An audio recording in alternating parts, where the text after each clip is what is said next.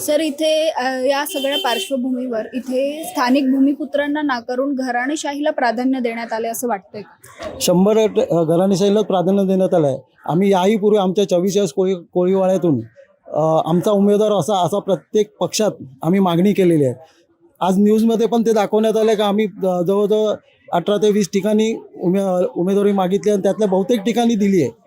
मग ती भाजपामध्ये असून उद्धव बाळासाहेब ठाकरेकडून असो, शिवसेनेतून असो, पण इथे फक्त मला वगळण्यात आलं म्हणून मला हा पक्ष फॉर्म भरावा लागला.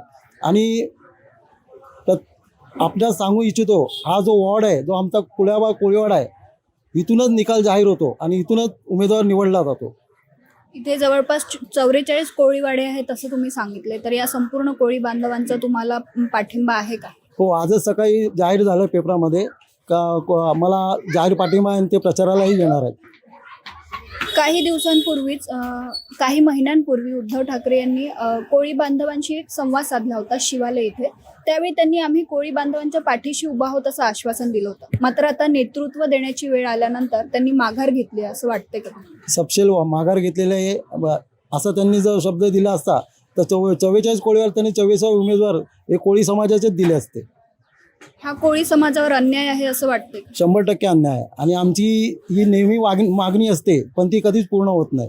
आज त्याच घरात मी जिंकणार असं मी बोलतच नाही आहे. फक्त आमची कोळी समाजाची ताकद किती लावणार हेच मी त्यांना दाखवून देणार. म्हणजे तुमचा पक्ष नेतृत्वावर रोष आहे असं म्हणता येईल? 100% रोष आहे. आम्हाला पक्षप्रमुखांकडे कधी बसवलं जात आहे, जे काय ते खालचे पदाधिकारी जसे विभाग प्रमुख आहेत, उपविभाग, त्यांच्यामध्ये ते सगळं कंप्लीट करतात. पुढे वरती बोलण्यात